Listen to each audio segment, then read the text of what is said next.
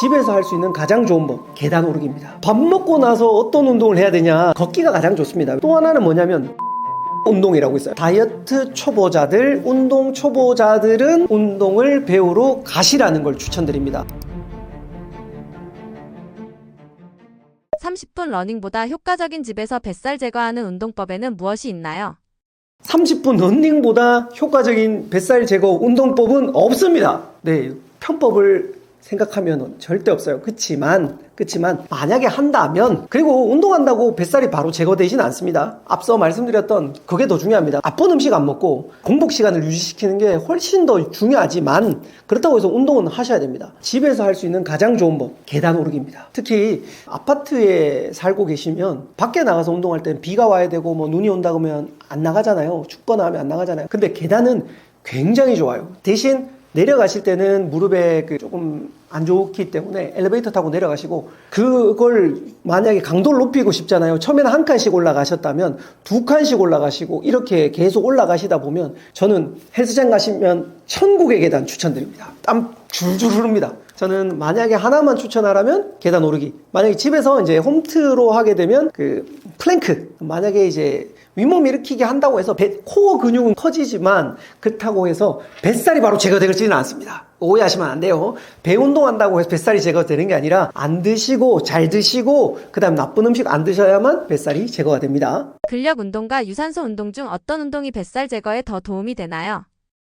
근력 운동과 유산소 운동 중에 어떤 운동이 더 뱃살 제거에 도움되냐라고 물으신다면 유산소에 손을 들어드리겠습니다. 그렇지만 여기서는 단기적으로 반하는 겁니다. 단기적으로. 즉 칼로리 소모가 더 많기 때문에 지방 연소가 더 잘 일어납니다. 제일 좋은 거는요, 공복에 유산소를 하면 살이 빠지는 게 맞긴 합니다만, 문제는 우리 몸은요, 지방만 싹 빼면 참 좋겠는데요, 그게 안 됩니다. 근력도 같이 빠집니다. 근육량이 같이 빠져버리면 문제가 생겨요. 어떤 문제? 기초대사량이 떨어진다는 거죠. 기초대사량이 떨어지면 나중에 조금만 먹어도 살찌는 체질이 됩니다. 다른 말로 요요 현상이 오기 때문에 단기적으로 뺀다면 유산소를 한 3대 1 정도, 즉 유산소를 좀 더 많이 하시고요.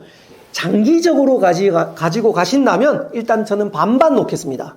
그런데 저는 오히려 오랫동안 가지고 가고 싶다, 살이 안 찌는 체질이 되고 싶다 하시는 분께는 근력 운동을 반대로 3을 놓고 다음에 1을 놓으시길 추천을 드리겠습니다. 그래서 근력 운동을 하시면 근육량이 커지죠. 근육량이 커지면 기초대사량이 높아집니다. 즉 먹은 칼로리와 나가는 칼로리가 거의 동일식이 되기 때문에 근육은 우리 몸에서 정말 많은 에너지를 씁니다. 그리고 글리코겐, 미리 말씀드렸죠. 글리코겐 함량이 더 증가됩니다. 즉 지방으로 가는 게 막아집니다. 그래서 근육량이 높으면 글리코겐이 더 많이 증가되고요. 그 다음에 기초대사량이 올라가기 때문에 근력은 굉장히 중요하고, 특히 40대 이후에는요, 시간이 지날수록 근력 감소가 일어납니다. 그렇기 때문에 근력을 지키면서 다이어트 하는 게 여기서는 포인트입니다. 그래서 빨리 빼고 싶다, 유산소 하시고, 오랫동안 건강하게 빼고 싶다, 근력 하시고, 결론은 골고루 해야 된다라고 말씀드리고 싶습니다. 집에서 운동하는 건 어떻게 생각하시나요?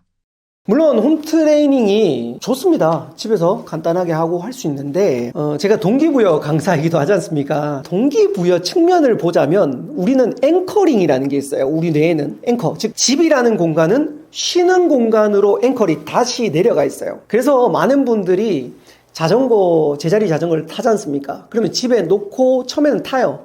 문제는 뭐냐면 집은 쉬는 공간이기 때문에 결국은 빨래거리가 됩니다. 이게 포인트예요. 그래서 저는 정말 시간이 없고 홈트도 가능하고 내가 의지력이 굉장히 높다, 그런 분들은 홈트레이닝 하셔도 됩니다. 그렇지만 다이어트 초보자들, 운동 초보자들은 운동을 배우러 가시라는 걸 추천드립니다. 제가 이번에 다이어트를 하면서 성공했던 또 하나의 요인은 두 가지가 있습니다. 첫 번째, 동기부여예요. 돈을 쓰세요.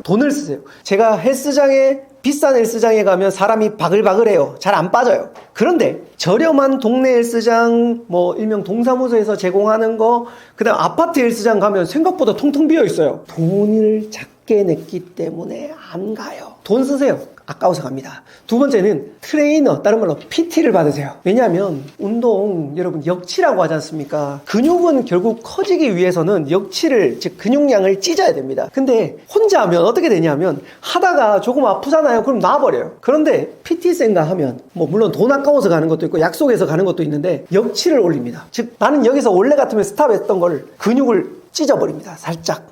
그렇게 만드는 역치량을 증가시키기 때문에 선생님과 함께 하십시오. 두 번째는 그분들하고 하면 다치질 않습니다. 혼자 해서 다쳐버리면 다시 요요 현상으로 돌아와 버립니다. 오히려 하지 않는 거하고 똑같기 때문에 가급적이면 홈트레이닝 하셨을 때 효과 보시는 분들 분명히 있습니다. 그렇지만 단순하고 좋지만 추천 하나 드릴게요. 유튜브에 맨손 운동이라고 검색하시면 진짜 많은 분들이 있어요. 그분들 거 따라 하실 때 효과 보일 수는 있습니다. 되게 땀도 나요. 저는 꽤 도움은 됐지만 그렇지만 의지력이 금방 소모되고 앵커링 때문에 가급적이면 헬스장이라든지 운동을 하는 장소로 가는 걸 추천드리겠습니다. 맨몸 운동 중 추천하시는 운동은 무엇이 있나요?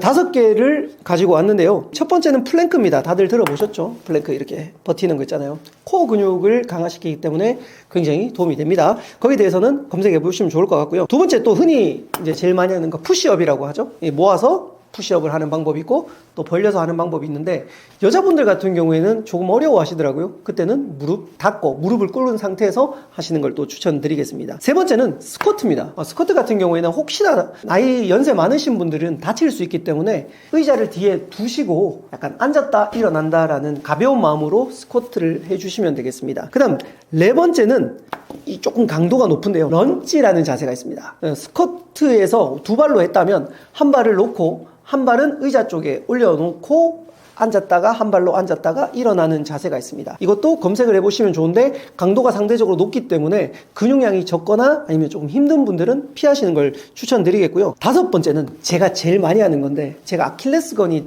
파열돼서 진짜 안 좋았거든요. 카프레이즈라고 있는데 종아리를 이렇게 다리를 최대한 엄지와 발가락으로 세웠다가 내렸다가 세웠다가 내렸다가 한마디로 까치발 들기라고 생각하시면 됩니다. 이거 하시면 종아리에 혈액순환이 돕니다. 혈액순환이 도는데요.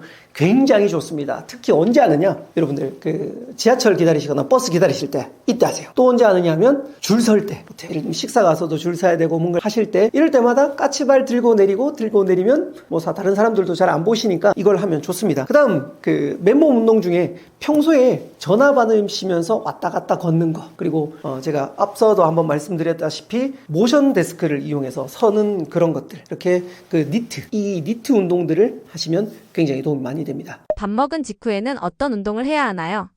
밥 먹고 나서 어떤 운동을 해야 되냐 다이어트에 도움되는 운동이라면 걷기가 가장 좋습니다. 왜냐하면 일단 배가 너무 부른 상태에서 운동을 과격하게 하게 되면 역류라든지 조금 더 안 좋은 현상이 일어나기 때문에 음식을 드시고 나서는 가볍게 걷는 게 가장 쉽고요. 또 하나는 뭐냐면 존2 운동이라고 있어요. 들어보셨나 모르겠습니다. 이 심박수에 따라서 존 1, 존 2, 존 3에서 5까지 있는데 존2 즉 중강도 운동이라고 있습니다. 살짝 숨이 헐떡이는 정도.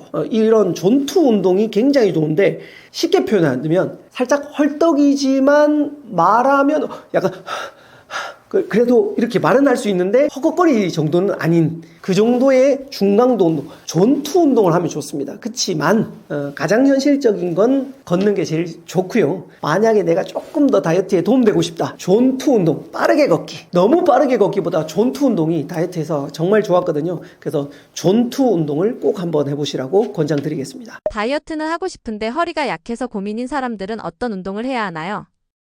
허리가 안 좋으신 분들은 저도 사실 허리 전문가는 아닙니다. 그렇지만 제가 정성근 교수님이라고 계십니다. 그분이 허리 전문가신데 그분의 말을 조금 빌리겠습니다.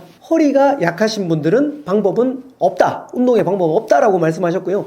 두 가지가 있는데 첫 번째는 걷기입니다. 땅의 진동을 통해서 허리를 강화시키는 방법이 있고요. 두 번째는 달리기입니다. 조금 달리다 보면 진동이 허리에 좋아지는데 여기서 하나만 더 추가하겠습니다. 트레이너와 함께 하십시오. 왜냐하면 제가 아킬레스건이 굉장히 안 좋았거든요. 물론 사람에 따라서 어디에 아픈 부분이 있는데 트레이너 선생님이 제가 아킬레스가 아프다라고 하면 거기에 맞는 운동을 바로 바꿔주십니다. 그게 정말 중요하거든요. 허리가 아프신 분들은 만약에 어떤 운동을 했어요. 허리에 무리가 되면 바로 말씀하십시오. 왜냐하면 허리는 한 번 무너지면 다시 돌아오기가 정말 어려운 거기 때문에 트레이너와 함께 하면서 조금씩 보강해 가면서 운동을 하셔야 돼요. 그게 가장 중요합니다. 그래서 약은 약사에게, 그리고 운동은 PT쌤과 함께 저는 추천드리는데, 돈 되게 아까운 것 같죠? 그런데 문제는 뭐냐면, 여러분 나중에 아프셔서 고생하시고 돈 못 벌고 나중에 병원에 오래 계셔야 돼요. 근육량이 없을 때. 근데 지금 근육량 1kg가 나중에 근육량이 그 1kg의 가치가 1,500만 원 이상의 가치가 된다라는 이야기가 되게 많이 들어보셨죠? 그것처럼 지금 여러분께 쓰는 그 PT 비용을 절대 아까워하지 마십시오. 그래서 허리가 아프신 분들은 걷기와 달리기, 그 다음에는 트레이너 선생님과 함께 하라고 꼭 말씀을 드리고 싶습니다. 네, 제가 동기부여 강사이기도 하고 12만 유튜브를 운영하면서 많은 분들과 이야기를 나누었어요. 그런데 다이어트가 어렵다고 상담을 해주신 분들이 진짜 많았어요. 물론 저 또한 어렵습니다. 그렇지만 제가 이 책에 그 63가지 팁을 넣어놨거든요. 그 팁 하나하나씩 본인에게 맞는 걸로 적용하시고 활용하시다 보면 어느 순간 쉬워집니다. 운동도 마찬가지인데요. 처음 가서 큰 무게를 들면 어렵잖아요. 근데 작은 무게로 적응하는 게 너무너무 중요합니다. 그래서 만약에 여러분들이 다이어트가 목표라시면 이 책을 통해서 다이어트에 조금 더 쉽게, 그리고 언젠가는 저처럼 이런 이야기를 하실 거라고 생각합니다. 그리고 가장 중요한 건 다이어트라 적고 건강이라 읽으셔야 됩니다. 비만을 통해서 굉장히 안 좋은 병들이 발생이 됩니다. 당뇨, 고지혈증, 고혈압, 나중에 이제 점점 심해지면 암까지 유발이 되는데요. 그런데 다이어트를 통해서, 지금부터 다이어트를 통해서 건강을 잡아가신다면 나중에 병도 안 오시고 나중에 여러분들이 더 즐거운 삶을 사실 수 있을 거라고 생각을 합니다. 2026년 다이어트 성공하셔서 웃는 얼굴로 다시 뵙도록 하겠습니다.